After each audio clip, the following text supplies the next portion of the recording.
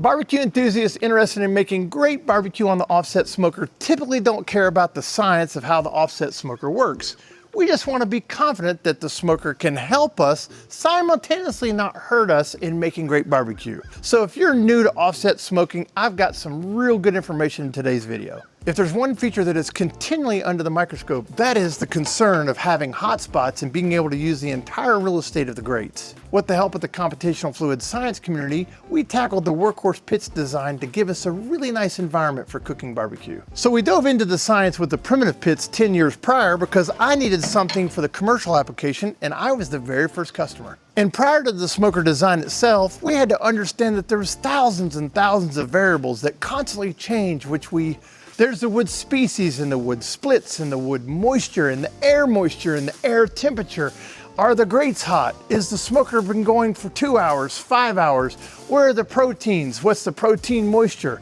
You get where I'm going with this? There's a lot of variables. But we broke all the biggest variables down to two central themes, which are, number one, during the cook, the wood will ignite and ramp up in temperature, and that will happen multiple times a cook through the duration of the cook. And then the wood will burn out, leaving us just the temperature of the coals, which is a totally different environment. And then we start the cycle over by adding a split so we can keep the temperature and the momentum going through the pit. Once we realize that trying to improve or manipulate the heat is just about removing the unwanted variables.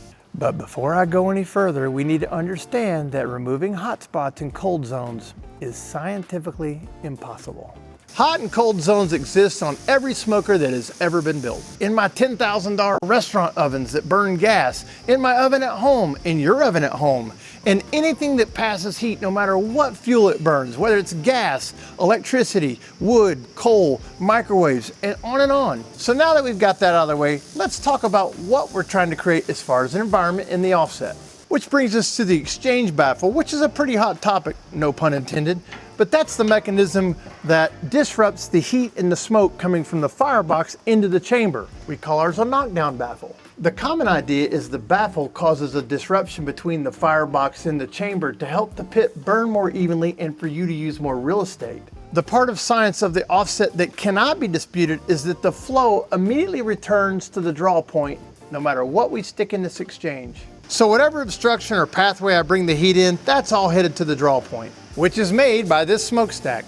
And trust me, we have a shipping container full of things and ideas that I thought would regulate the offset. We got the Swiss cheese baffle. We had the old firebox deflector. Oh, that was a great one.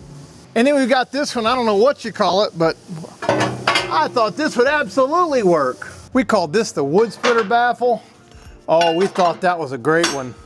Thankfully, I was able to obtain some high-level science to prevent me from wasting all the American carbon steel supply and years of my life trying to build a better mousetrap.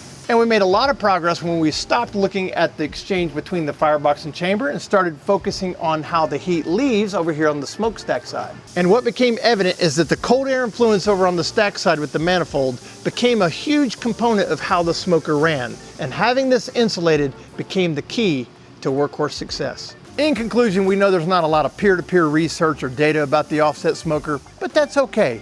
In 2025, we've got a community of really nice offsets that you can cook on. Pick your team, choose your weapon, and all you gotta do is focus on the technique and realize there's gonna be hot spots, there's gonna be cold spots, and you can still cook outstanding barbecue. I hope this has been helpful, and I'll see you on the next video.